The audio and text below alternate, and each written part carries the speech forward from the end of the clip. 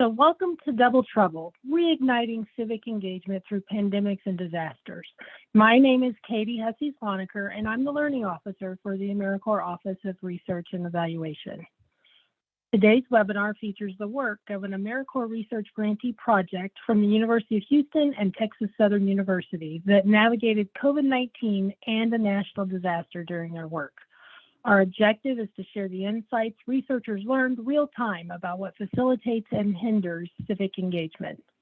There'll be plenty of time at the conclusion of the presentation to ask our panelists your questions.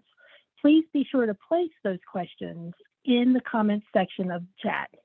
We'll be collecting them for the question and answer portion time block towards the end of the webinar.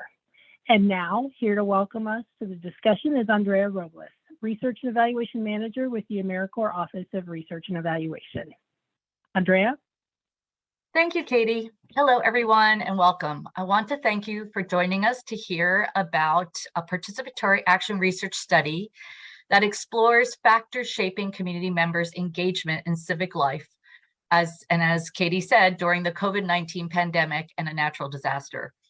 Although this study highlights just 3 communities in a single city, we all know that other localities are increasingly facing similar situations.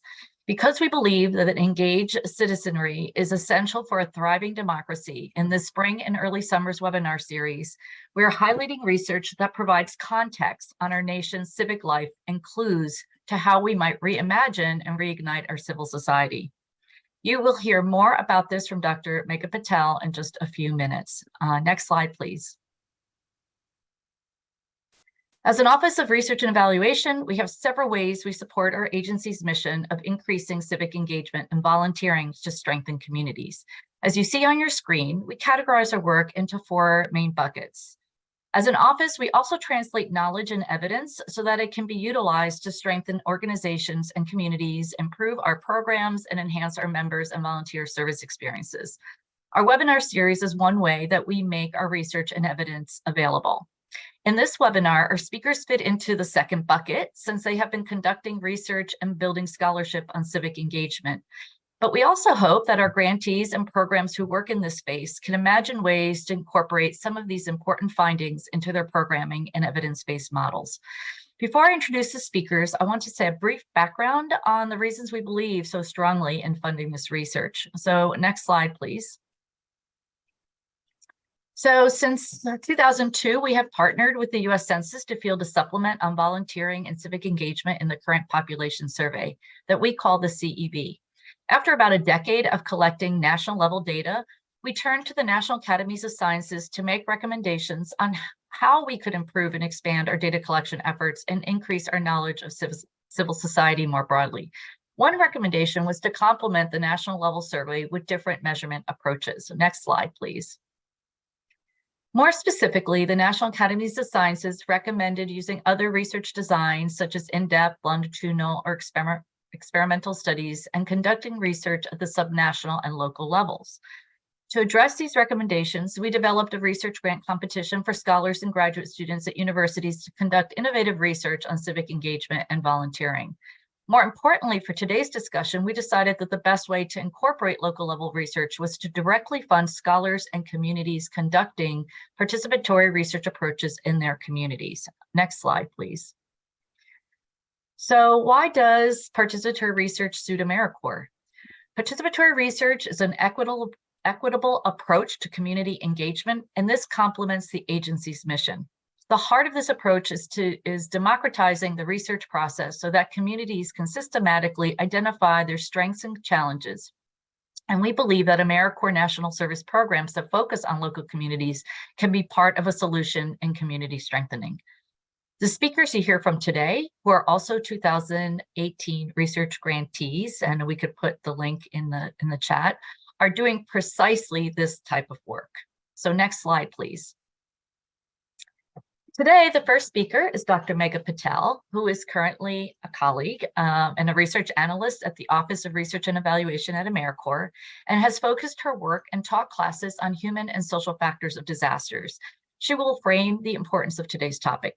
Our second group of speakers are both academic and community researchers, and in alphabetical order include Joanne Burbridge, community partner, Dr. Danae King, Texas Southern University, Dr. Suzanne Pritzker, University of Houston, Matthew Robbins, who is a research assistant, Joetta Stevenson, a community partner. We also have Katrina French from the Disaster Services Unit, who is a disaster services specialist at AmeriCorps, and she will provide some reflections. Finally, Dr. Emily McDonald, who is a research analyst at the Office of Research and Evaluation, will facilitate the Q&A. During the presentation, if you have any comments or questions or have any great ideas you want to share, please put them in the chat. So Megha, I'm handing this over to you. Thank you so much. Great, thank you so much. Hello and welcome. My name is Dr. Megha Patel, and I'm a research analyst with the Office of Research and Evaluation at AmeriCorps. The objective for today's webinar is to set the stage for an ongoing conversation about reigniting civic life based on insights from 3 communities that navigated COVID-19 and a natural disaster. I appreciate that you all have joined us today because I would imagine that some of you are probably a bit tired of COVID. Like me, maybe you're ready to move on and move forward. But the thing is, COVID was a really unique moment in history. It's one of those rare instances of a disaster that we experienced collectively.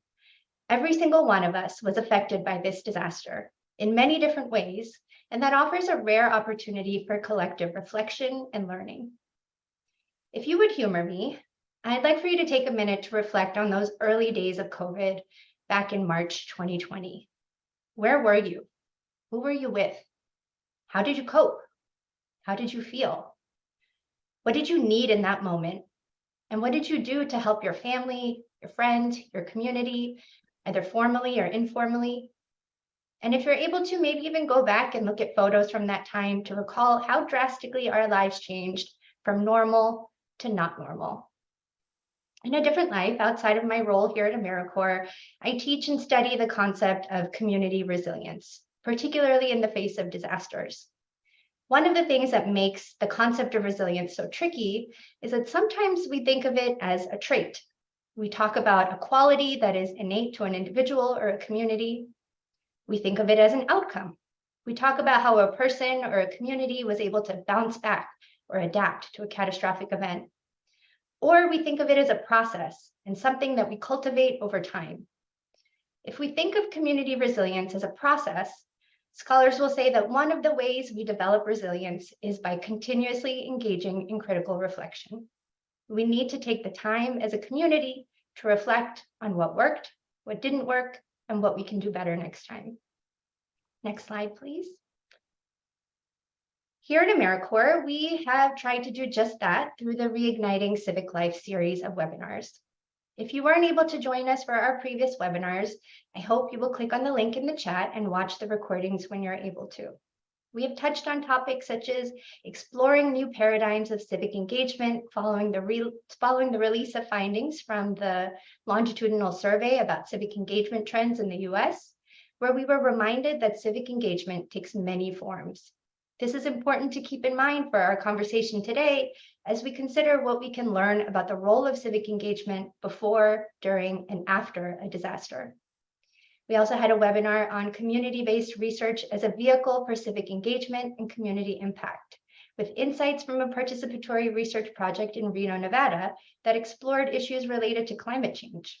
That webinar is a great complement to today's webinar, as we'll be hearing from another participatory research project. And finally, recognizing that formal organization-based volunteering has been in decline in the US in the last decade, we had a webinar on leveraging transformative resources to meet community needs and ignite a lifetime of civic engagement, with insights on research and best practices from the Volunteer Generation Fund program. And today, you'll be hearing from an amazing team of researchers that were recipients of funding from AmeriCorps' Research Grants program.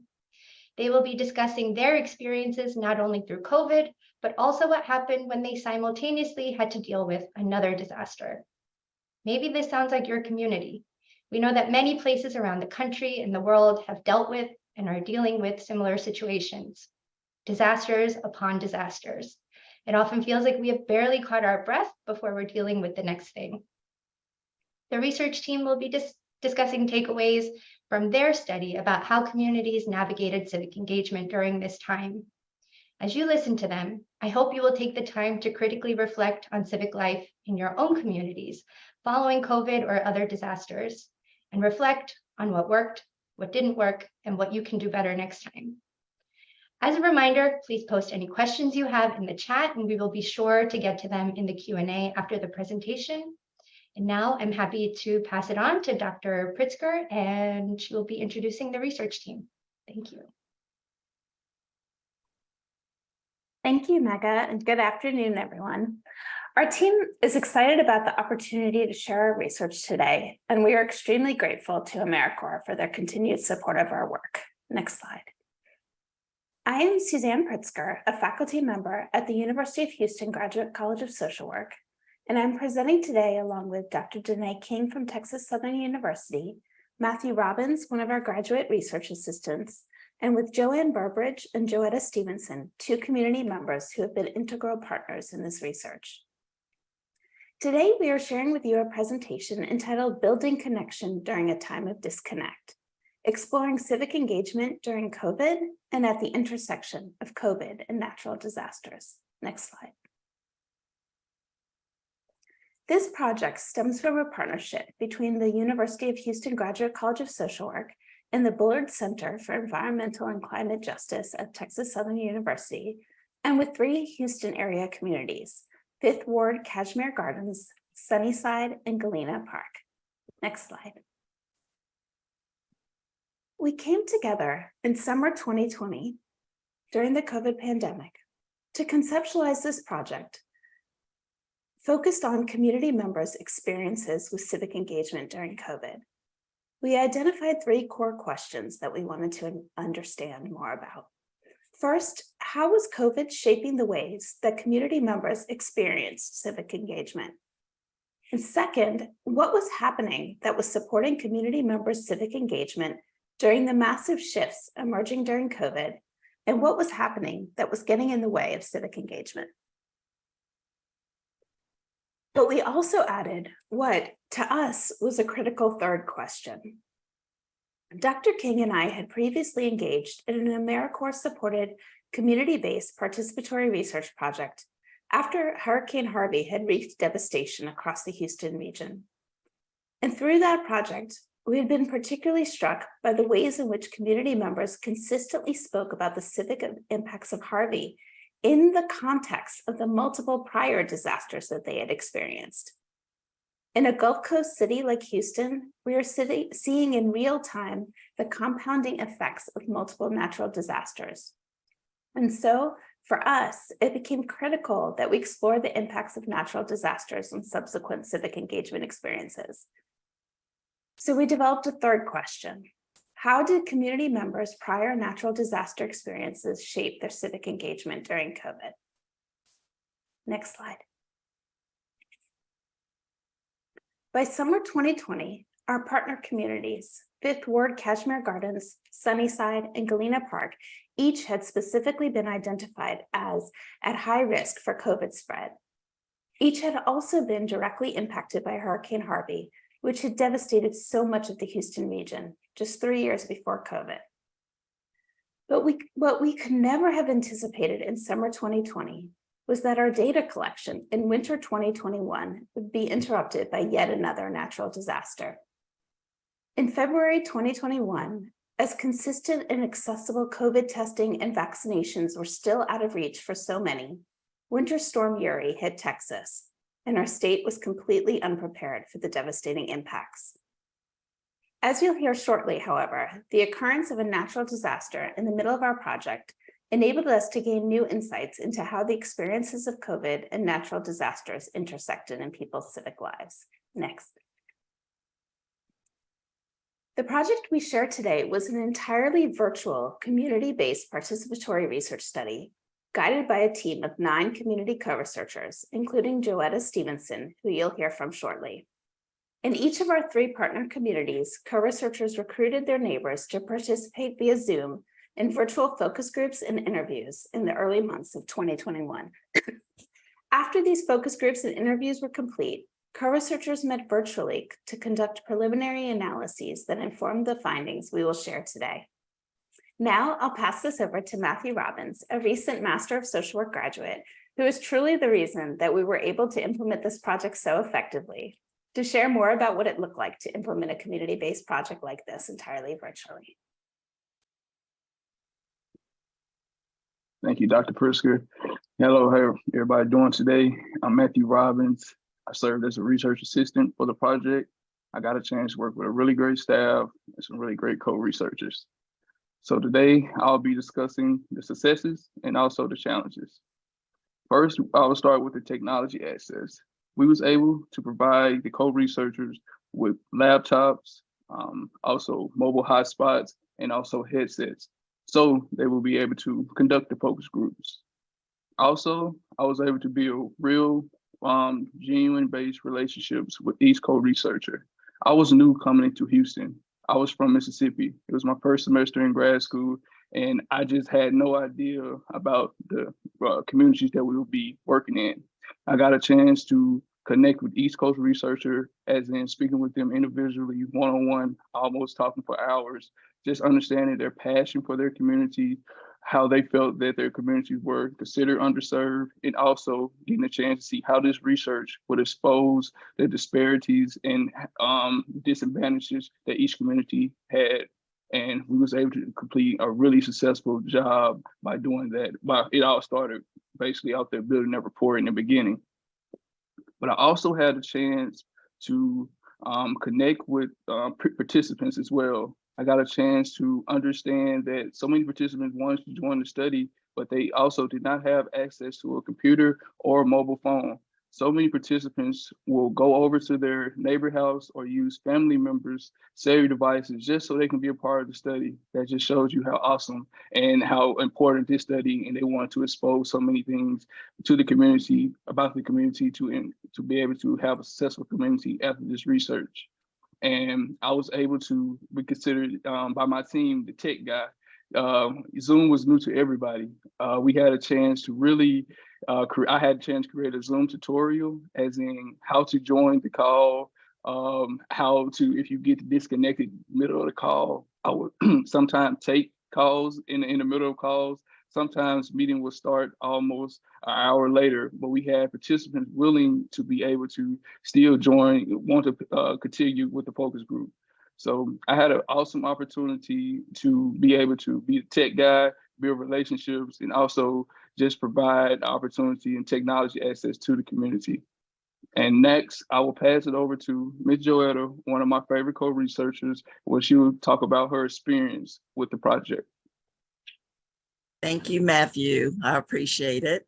I am Joetta Stevenson, and I am the president of the Greater Fifth Ward Super Neighborhood, which is an organization that was created by the city of Houston. As a matter of fact, all of Houston is divided technically by super neighborhoods, but there's only about 30 of us, maybe, that's really, really active.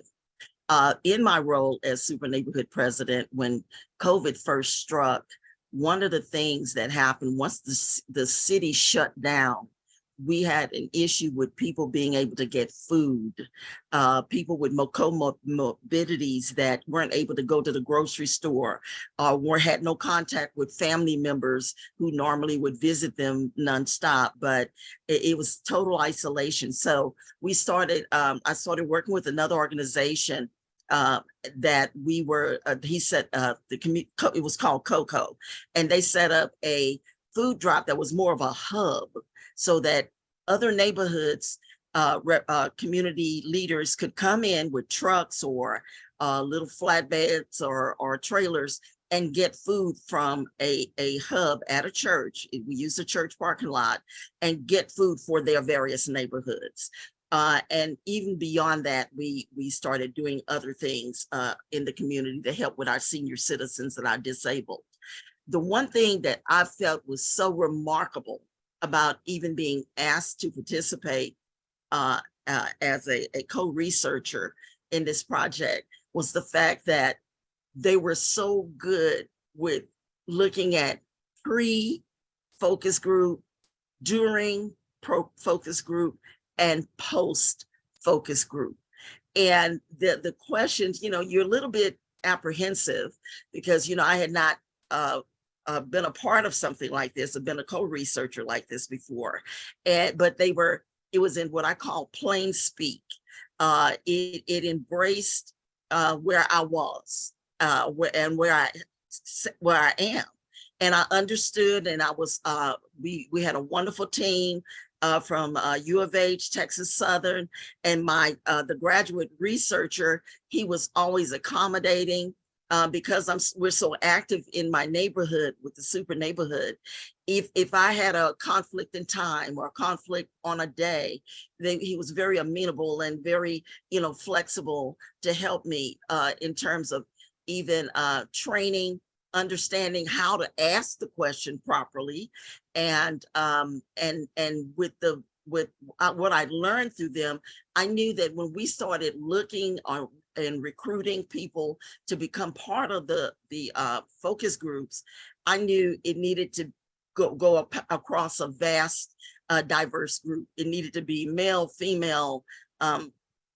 I think the youngest was maybe 18, still in high school, the oldest in her 80s. So we wanted a broad spectrum of answers and perspectives in such in a situation that was across America that was so isolating and so unusual for all of us.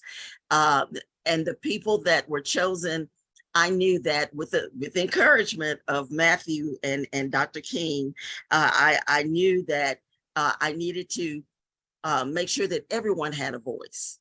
The focus groups I used were basically there were no more than 10 people. It was 8 to 10. And I knew I needed everyone to speak. And we know when you have, no matter the size group, everybody has a different type of personality. But guess what? It worked. And everyone contributed. And it was basically, I'm looking at the slide right now, and it's saying connection in a time of disconnect. People actually, I believe, were comfortable and were welcoming to be spoken to. When you're so isolated, for someone even on a Zoom to talk to you directly, find out what your thoughts are, it actually had a more of an uplifting impact on the people that were chosen to participate in this. And then, of course, the information they provided was immeasurable. One of the things I take away from what happened, from the findings that during the post, we learned about what all the focus groups did and all the information that was gathered. One of the takeaways is that what, say, my 80-year-old thought in terms of who do they turn to in order to get information or believe what they're saying, differed from what my 18 or even my 30-year-old thought. I learned that there is a certain aspect when you're in the community as old as Fifth Ward. We're about 154 years old, 55, something like that. When you're in a community this old, you understand you're dealing with people that aren't, younger people are very good with technology, but as you go older and older, no technical skills whatsoever. And you learn that they have different ways of communicating and wanting to be communicated to. So, and that was kind of eye-opening, particularly with the younger people, because we also found out what some of, in community organizations, what some of our weaknesses are in how to reach people.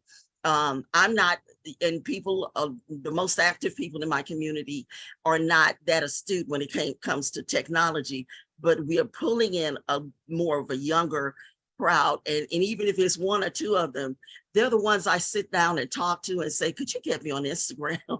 Could you get me on TikTok? Because I know that that's where we're going to reach those members of my community. So it was eye-opening for organization that has to deal with everybody within the family unit. And I thought it was outstanding. I really appreciated this happening within the historic Fifth Ward. Thank you.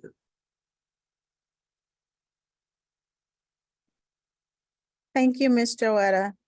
Next slide, please.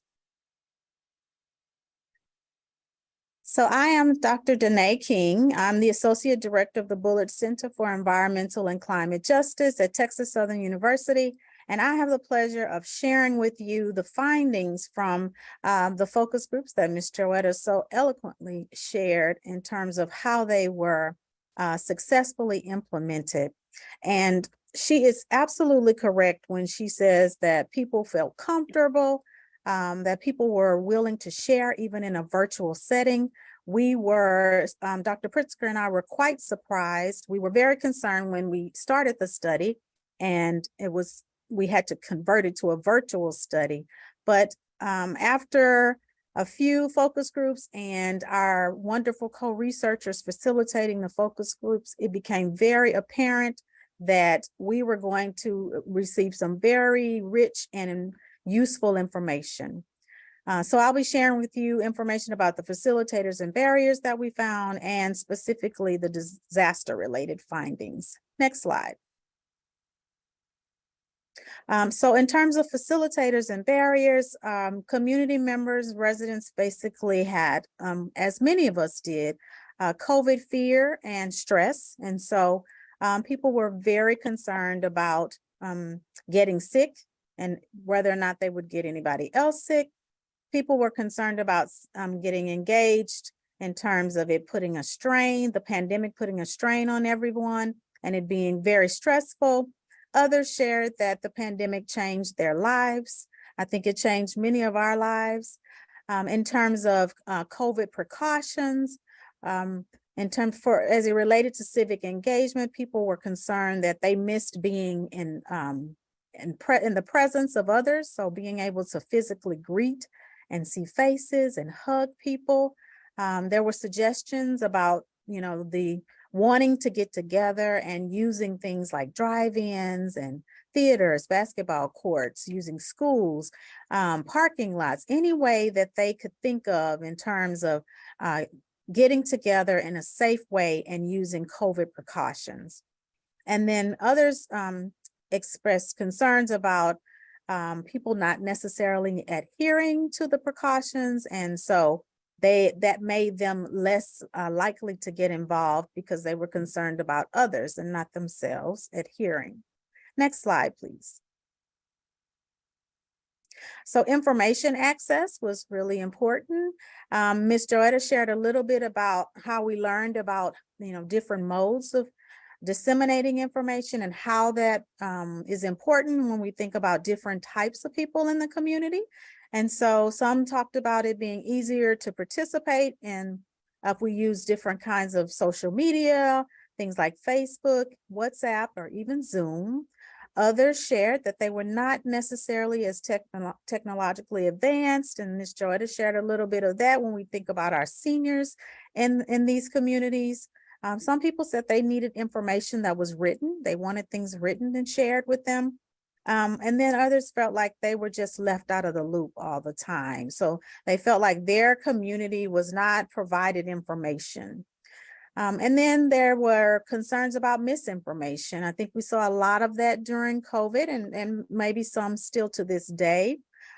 Some participants discussed that they were distrustful in how information was disseminated.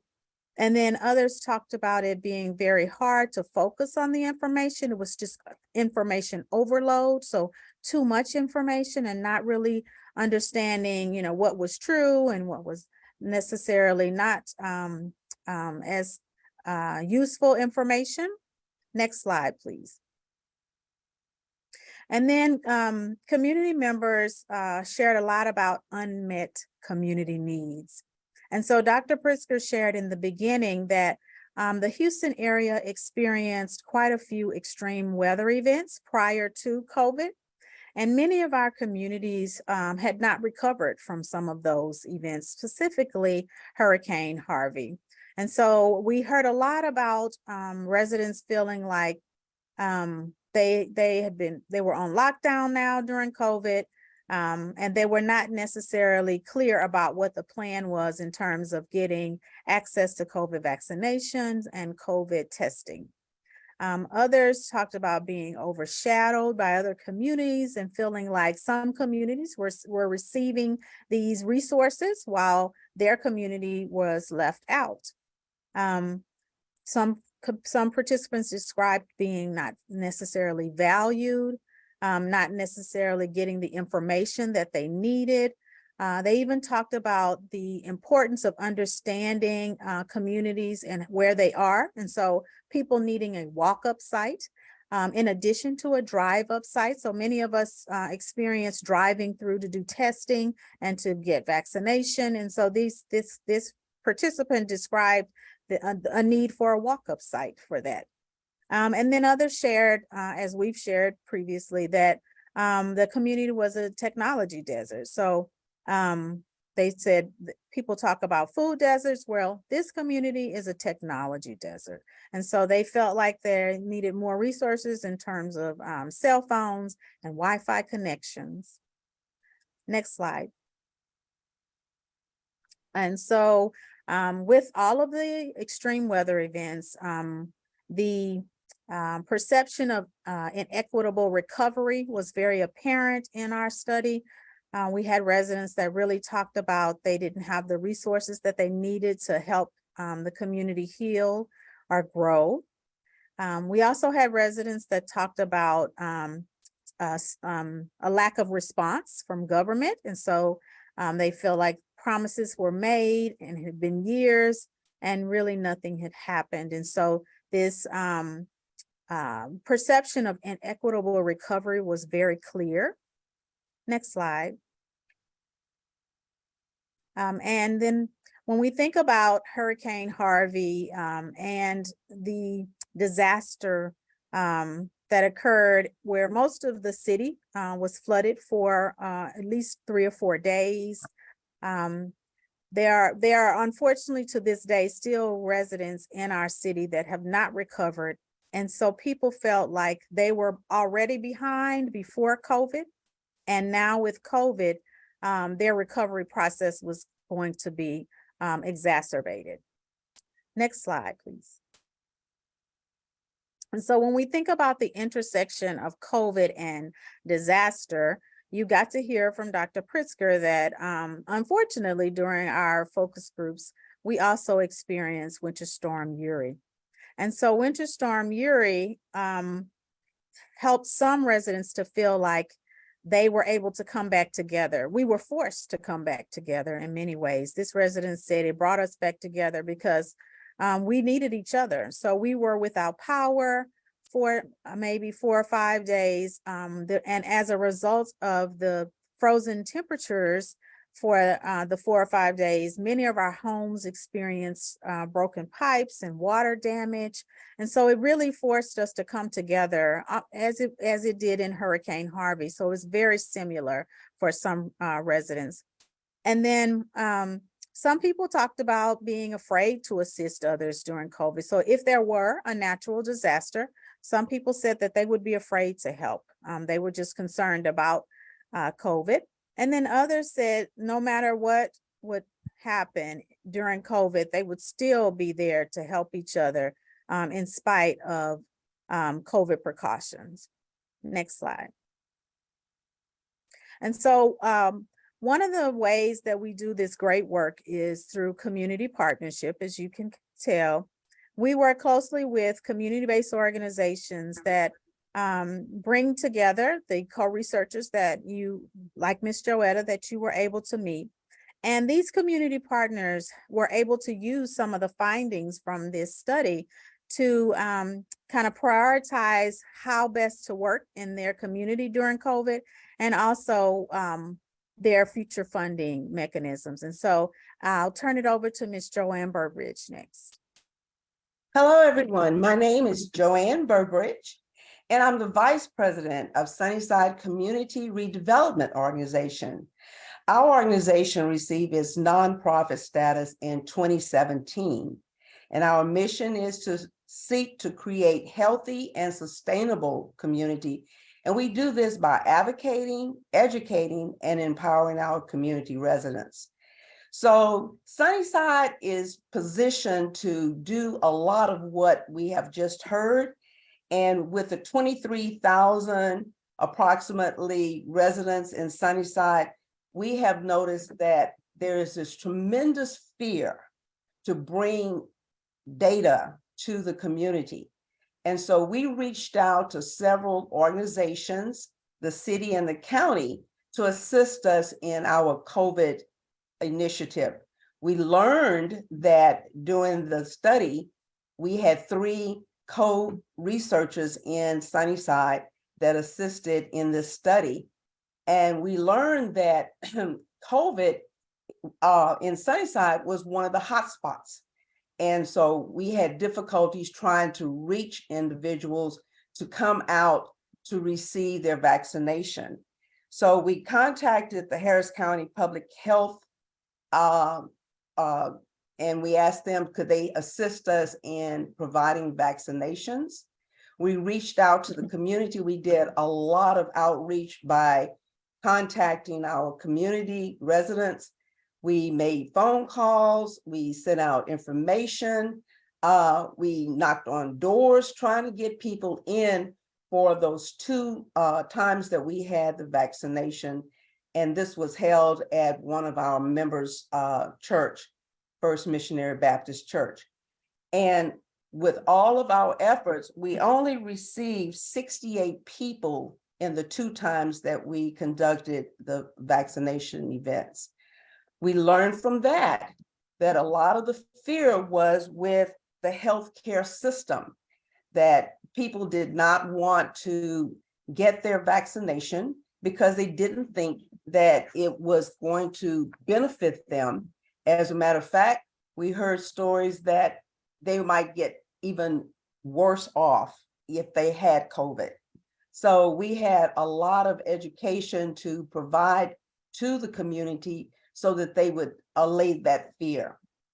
We received a grant from the Houston Health Foundation, and this was very productive in trying to get the accurate information in the hands of our community. So in order to accomplish this, we hired block captains, and the block captains are charged with going to the community. We identified 3 block captains, and we have 3 zip codes, major zip codes in our community that we wanted to reach out to. And the block captains have been very productive, along with the Community Health Advisory Committee that we formed, to have us reach those individuals that are really in need of getting their vaccination. We are constantly getting information out to the community. We are providing test kits. We assist in any way possible to get them to understand the need. We have a survey that we conduct each time we reach out to our community to ask them questions in terms of, have they received their vaccination? How many did they receive? Did they get their booster? What do they know about COVID and how it impacts their health? And what we're learning from this survey is that a lot of misinformation has been presented to them, and that fear factor is very, very real. So that is our challenge now in our community, is to get to as many people as possible, to make sure that that information is clear and accurate. We have this grant that we have with the Health Foundation will conclude in September. But we were fortunate enough to get another grant from the Hershey Foundation for us to continue this effort to get as many people knowledgeable about the effects of COVID and all the other health disparities that are affecting us in our community. We realize that communication is the key to reaching out And we want to get as many people involved in our organization and our community so that we can make sure that the information that we share with our residents are accurate and fair.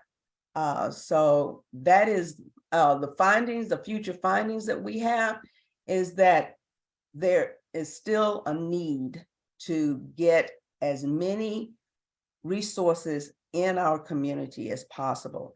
So thanks to Dr. Danae King and Texas Southern University and University of Houston and all the other universities that have assisted us about how we can get more information into our community.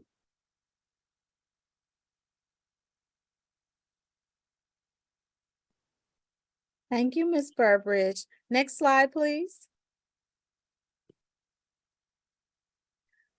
So overall, this was a phenomenal study. I think I shared previously that we were a little concerned that this was going to now be a totally virtual project. We had never done virtual focus groups. We had many people who had never really participated in a virtual setting. It was quite a few technology challenges, but overall, it was a great experience. It demonstrated our resilience as researchers and community advocates. It demonstrated that people really had informative information to share with us in terms of what they felt, what they were experiencing, both as it related to civic engagement and their need to be involved and how they were involved, as well as the need to understand how community works in the event of a disaster. I think we learned a lot about disaster response and how best to communicate that information. While there were challenges with the experiment, we found that because of COVID, people were on focus groups for over 2 hours. Ms. Joetta held a focus group for over 2 hours where people really shared and gave her all kinds of rich information. And I don't know that that would have happened had it not been in a virtual setting. And so we really obtained some very rich information. This information has been used in terms of disseminating information to residents in the 3 different communities. We did not say we did the focus groups in English and in Spanish. And so we were able to also communicate and provide information in multiple different communities. So we were very pleased with the outcome of the study. We are all using the information as Ms. Joanne Burbridge shared in subsequent funding. And we are grateful that you joined us today to learn more. And I think I turn it over now for questions.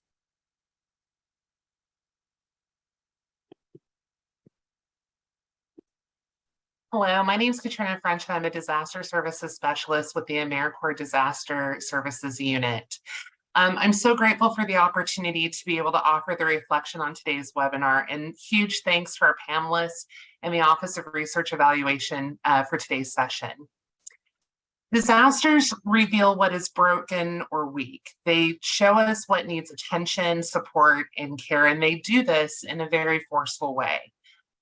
Usually also delivering trauma to both the disaster survivor and responders alike. But something else can happen. There can be an intense bonding that can immediately happen after a disaster event, and I always find it profound. Neighbors can turn into first responders, helping each other get out of their homes, helping with debris clearance, helping get each other to safety, to gather necessities like food and water, and just checking on each other. After disasters, strangers can become lifelong friends. Disasters show us what we need to work on, but they also show us that when we put aside our assumptions, when we put aside our differences, and most importantly, when we put aside our busyness, we can make incredible things happen.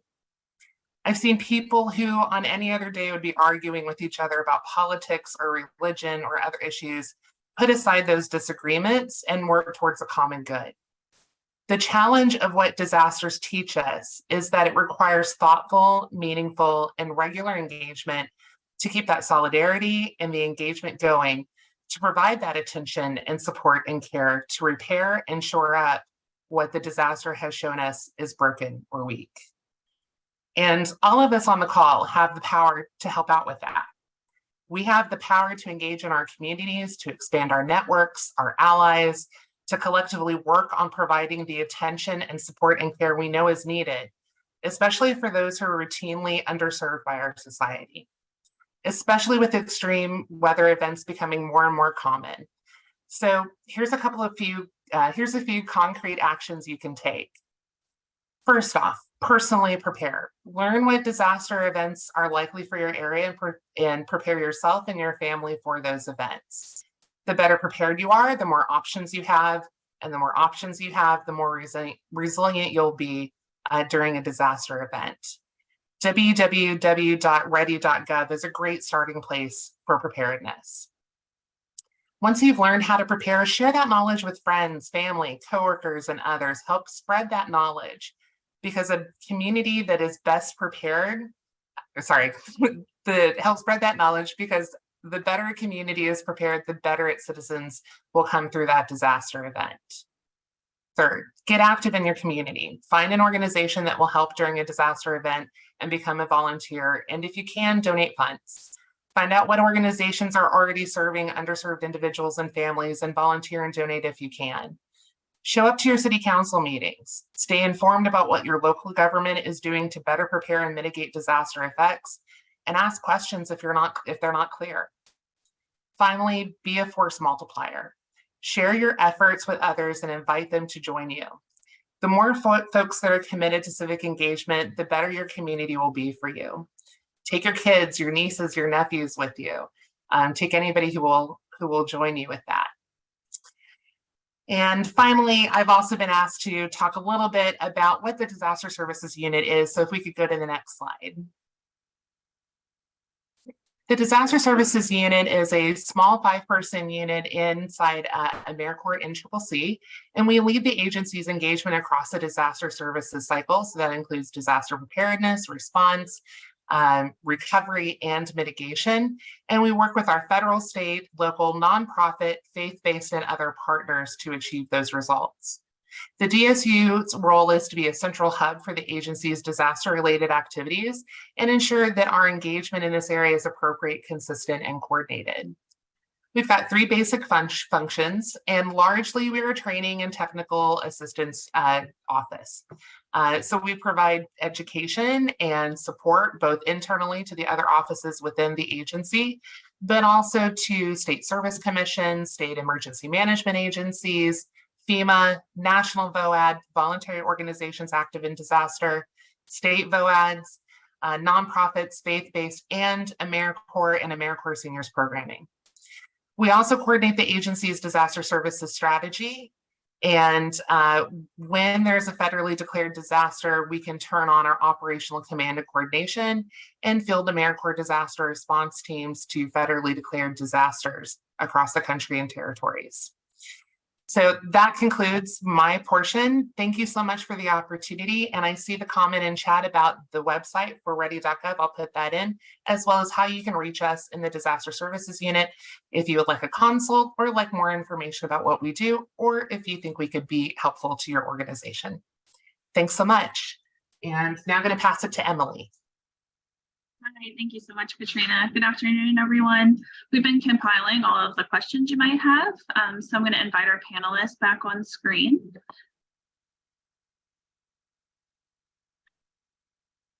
So first, we want to toss this to our friends in Houston. What do you all think other communities can learn from your study about civic engagement in the context of disasters? Maybe we can start with our community partners. Ms. Joanne, would you like to speak to that? I think the best thing that communities can learn is the need to reach out to the community. You can't communicate with the community by sitting in your house or sitting in your organization's office. So and it does take time and it does require an effort. But if that is the goal, to try to get to as many people as possible, I suggest to do so. If you're able to get funding where you can hire people to do that work, I think that's also a great idea to, but the key is to reach out to the community.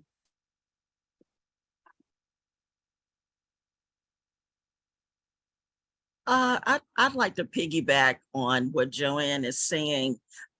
It's one thing that I have picked up on that I think is very valuable, that particularly when it comes to community-based organizations, they need to collaborate. And because there are some little tiny, maybe it might be a little grandmother down the street in a house, and that grandmother has outreach because she helped raise some people that's grown-ups now who now have children. But in her bedroom, she has a file cabinet filled with cheese crackers, Vienna sausage, soda pop, whatever it is, because she's feeding the community, and you have no idea that's what she's doing because you haven't collaborated or had a conversation with her. And this is a person that's a resource. When you're talking to people and you find folks that might need food, and we are in a food desert in my community, then that's an immediate resource right there that you didn't know anything about. And when we all bring something to the table, they all bring something. Like Joanne, they are excellent when it comes to the community development and housing. If I have questions, because I have collaborated or been in meetings with them, I know I can pick up a phone and call Joanne or Deborah. I can call and ask them about things that I'm not that good with when it comes to housing or certain aspects of development. So collaborate, that's how we learn, that's how we reach everybody. There are people in my community that I haven't reached, but somebody down that street, they have already reached them. So we must communicate. It is really, really important. We drop flyers. Like I said, we have a variety of ways of reaching people. We'll go to those little corner stores that a lot of people, well, the media they don't like them. But guess what? That little corner store is where that mother with 5 children or that grandmother who's taking care of grandchildren, that's the store they're gonna go to. So we drop flyers of anything that's going on in the community that impacts them. So, you know, that's kind of what I wanted to contribute. It's important. Collaborate. And I need even the larger organizations stop going to your regular go-tos because they already have funding or whatever. And I promise you a lot of that funding isn't quite trickling down to where it needs to go. So you need to stretch and find those little mom and pop things that's going on, because those are the people that have the ears of some folks that you might not ever get a chance to talk to, but that's how you reach them. Thank you so much. Janae, Matthew, or Suzanne, did y'all want to speak to that as well? I would. So I think that oftentimes in the event of disasters, and Katrina kind of touched on this a little bit in terms of being thinking about preparedness. So I know that in our communities that we did this work in, all 3 of those communities have a system in place when you think about preparedness. And so they already have, you know, they do food banks every month. So, you know, they do outreach in terms of having meetings where people know that they can get information on a monthly basis. And so when you think about preparedness, they are the go-to organizations. They are the go-to leaders when you think about disasters and what needs to happen.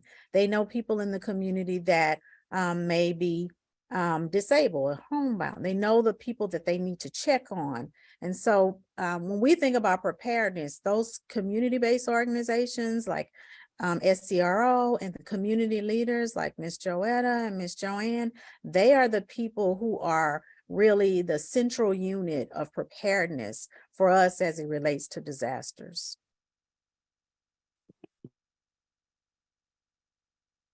I think it's also in terms of takeaways for other communities. I think it's really important that we think about the interpersonal civic engagement that Ms. Jordan, Ms. Joetta, Dr. King have been sharing, but also the compounding impact. We talked about the compounding impact of disasters, but there's a compounding impact of inequitable recovery.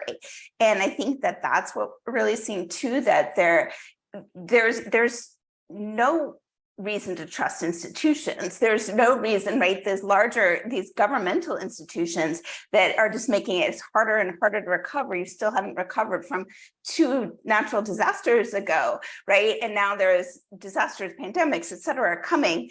And I think that what we're really seeing is as these institutions are not doing their part in supporting recovery in equitable ways, it becomes then more and more the necessity of relying on each other, right? And I think that's the disconnect in terms of when we talk about civic engagement governmentally as opposed to within communities, I think is a really important takeaway. I have another question, and I think this actually speaks to one of our previous webinars. So we have the civic engagement and volunteering supplement that we have in our office. And someone asked, with so many stepping away from volunteerism, how can we best encourage people to return to service or encourage those who have never volunteered before to begin service? And so maybe we can think about the interpersonal civic engagement that we're talking about. So how can we maybe connect that to other forms of volunteerism?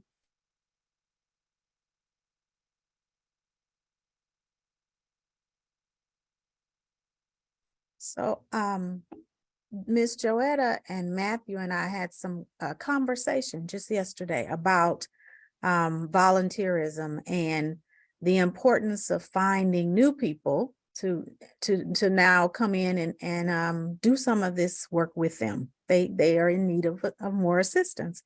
And so Ms. Joetta was sharing the importance of bringing in young people. And I think you've shared that today as well, Ms. Joetta, about the importance of bringing in new generations and people who can bring different kinds of expertise. And so I think oftentimes people who are volunteers think about helping in the event of a disaster in terms of they need to come in and help us do like mud and gucking or,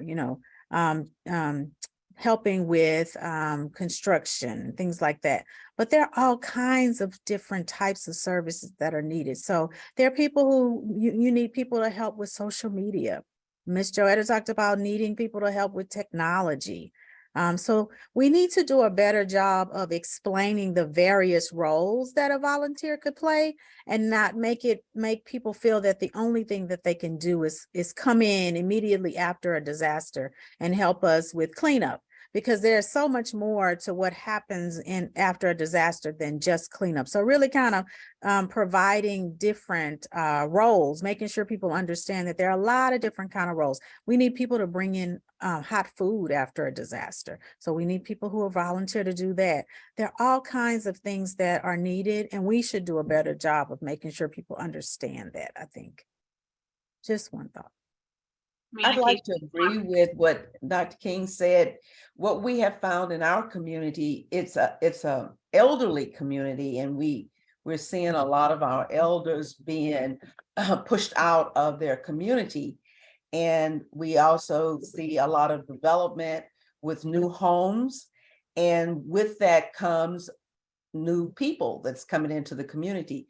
And that's where the awareness of what you do in your community is very, very important. So we have reached out to some of the new members of our community, and they are in another generation, younger than us, and we're asking them for their support. And as Dr. King said, the role clarification is very, very important.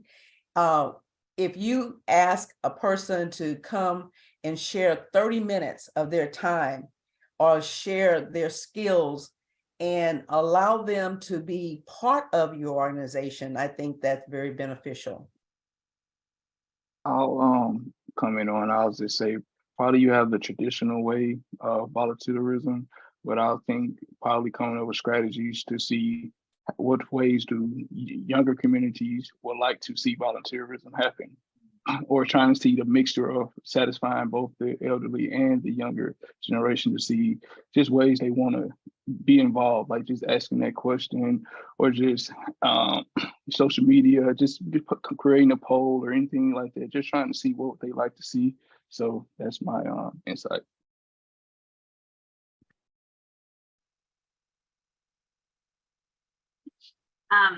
I think it was Ms. Joetta that spoke to this before, but we were thinking about participatory research itself, the actual process of collecting this data. Could you all speak to how that impacted civic engagement and maybe the ripple effects of bringing people together in this form of inquiry? I think that one thing that helped us get more data is like I said, during the training, as a co-researcher, I learned, and I listened well as I could, and that you have to sometimes have those little follow-up questions. You have your regular questions, but what's that next question? Because it might be a next step in that answer that the person hasn't quite elaborated on. So a lot of our questions had some follow. It was optional to ask them, but we worked on all of that just in case we needed them. And what it became very beneficial because we were able to get more information and more detail from that individual that was speaking.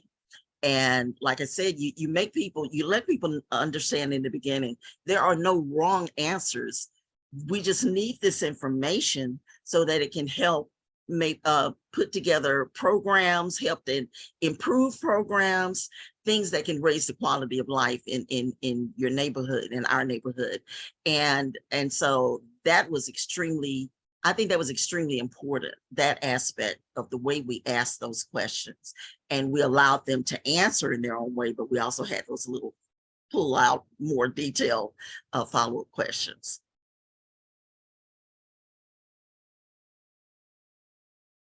Anybody else like to speak to the participatory research process? I think when you decide on who you want to participate, as an example, in our community, when we identified the co-researchers, we thought about where they live and their involvement in the community and the relationship that they have with others in the community. And I think establishing that relationship makes it even more comfortable for people to answer those questions.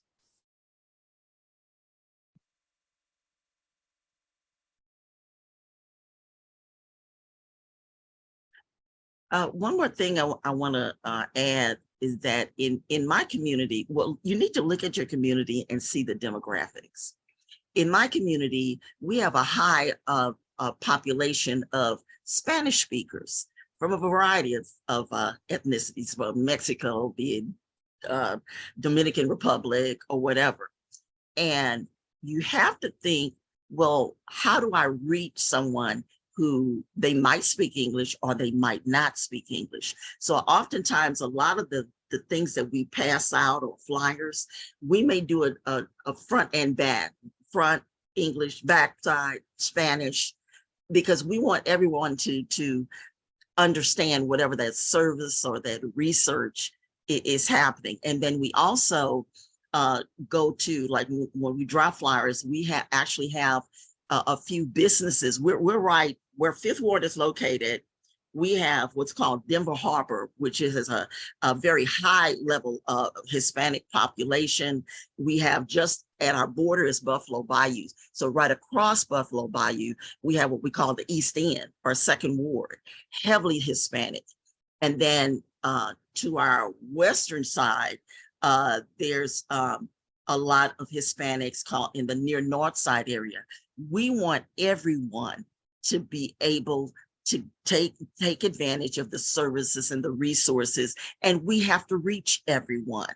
And so you need to think in terms, if you're in a community, like I have a friend, she said in her community, there's a high number of people from the Middle East, or a high number of people in other communities that speak Mandarin, you need to look at your demographics because no one should be left out, no one. And you'd be surprised at how they will come to, whether they can speak English or not, they'll come to events. They'll bring maybe someone in their family to help communicate, but they come. That's what's important. So look at your demographics. I'll just add that doing a CBPR is obviously a lot easier when you have very involved and engaged co-researchers like Ms. Joetta and Ms. Joanne. So I think it's important to make sure that you are working closely and that you already have an existing relationship with community. That's one. Two is that you value the expertise of community. And so when we put these questions together, so when we put together the focus group script, when we reviewed any of the findings from the focus groups, we met with our co-researchers. We shared what we thought we heard. We got their input on the findings. They came back and said, well, we thought we heard some other things. So we went back, we looked at the data again. We shared more with the co-researchers. There's a constant bi-direction communication for this project. And I think that selecting really good co-researchers, people who are engaged in community, really know what's happening in community, who are trusted in community, I think those are things that make participatory research work. Sorry. Yeah, I was just say, as somebody, trained in traditional research methods first, I think what really stands out is actually to underscore a lot of what Ms. Joetta shared, in that Dr. King and I didn't make those decisions, right? We provided training on how to recruit community members, what is, for a focus group, how to facilitate a focus group, but we didn't make the decisions about who participated, which neighborhoods were represented, which community members were represented. That was community driven, and I think that's really critical. I think another thing to add on to is, in all honesty, this is our first public presentation of the findings. We haven't written on the findings yet, but the community, but as Ms. Joanne shared, these findings are already being used. And so there's much more, I think, engagement in, having community members sitting in the focus groups and hearing from their community members, having access to the findings long before they're in publishable, presentable form, really means that there's that utilization of information really early on in the process, and is able to kind of cycle back. And even how that is, even sort of, as Ms. Joanne shared, the way that these findings helped inform some of the block captain work they've done, then that informs back to how we make sense of the findings and how we share those findings in other outlets. So I think that sort of in back and forth engagement is really critical in the participatory process.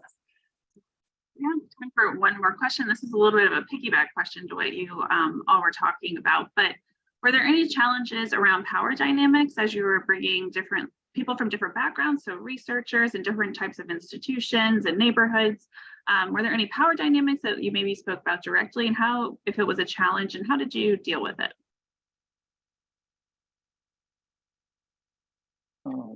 I think I can go first to speak. I don't believe there were any. I think we really just let the co-researcher run the show, as in just let them be they knew their community better than we did.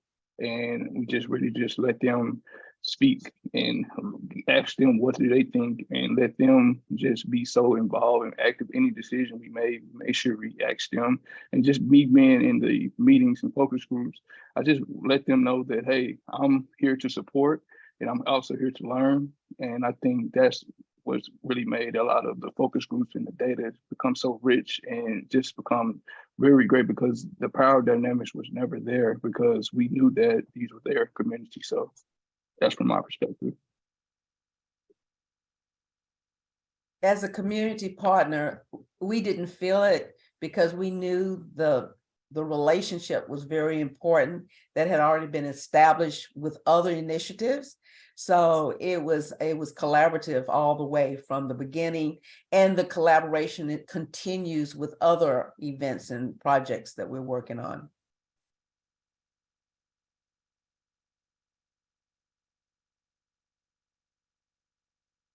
Suzanne or Danae, would you like to speak to that as well? So I actually have the pleasure of working with Ms. Joanne and Ms. Joetta on several environmental justice initiatives. So we work very closely on work related to water and air pollution. We both of them are living communities where their organizations or their affiliation with organizations, they put in their own community air monitoring networks. And so we do a lot of work together. And so we have strong working relationships, I think. And so I personally think that they are experts in all of the things that we work on together. And so we have equal voice in whatever it is that we're developing and working on. So I wanted to make sure that they answered that first, because I wanted to make sure that you got to hear their perspective. But in my perspective, I think that we work well together. And we make sure that both of our voices are heard in all of our collaborative work.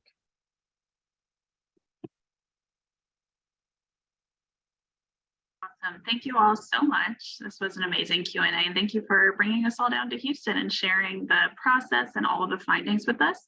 I'm going to pass it back to our learning officer, Katie Hussey-Sloniker.